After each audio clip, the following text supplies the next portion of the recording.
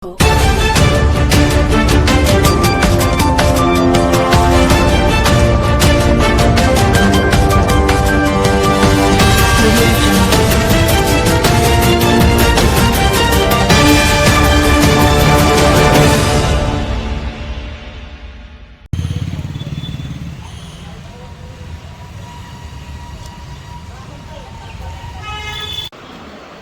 એ capture થઈ ગયા એટલે એ લોકો ભાગી નહીં શકે.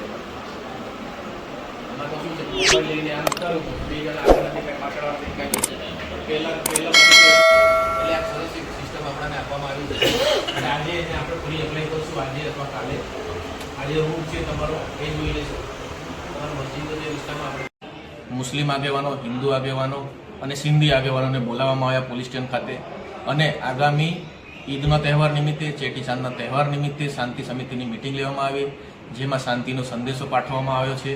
અને આજે સાંજે ડ્રોન મારફતે જે ચેટીચાંદનું જે સરઘસ નીકળવાનું છે તે રૂટ ઉપર ડ્રોનથી સુપરવિઝન કરવામાં આવશે.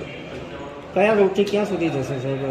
જે રૂટ જે છે સિંધી સમાજનું જે રૂટ છે ચેટીચાંદ નિમિત્તે કાઢશે એ ઝૂલેલાલ મંદિરથી ખત્રી ટીમ પોલીસ સ્ટેશન થઈ અલીપુરા થઈ અને પરત પાછું મંદિરે જશે.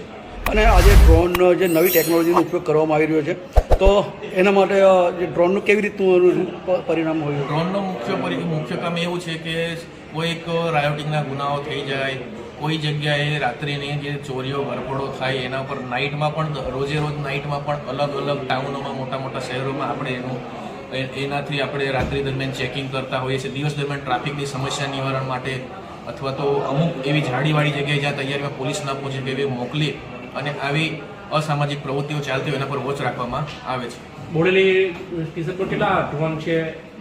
બોડેલી જિલ્લામાં હાલે એક ડ્રોન ફાળવવામાં આવ્યો છે જિલ્લા ખાતે, જે એલસીબી અને એસઓજીના માણસો ઓપરેટ કરે છે, જે લોકો તાલીમ પામેલા છે. જે લોકો આવી દરેક શહેરોમાં, દરેક તાલુકામાં જઈ જાય અને મોટા પોલીસ વિસ્તારમાં, મોટા શહેરોમાં એ લોકો આવી રીતે વોચ કરતા હોય છે. આ ડ્રોન કેટલો ઉપયોગી બનશે સાહેબ પોલીસને?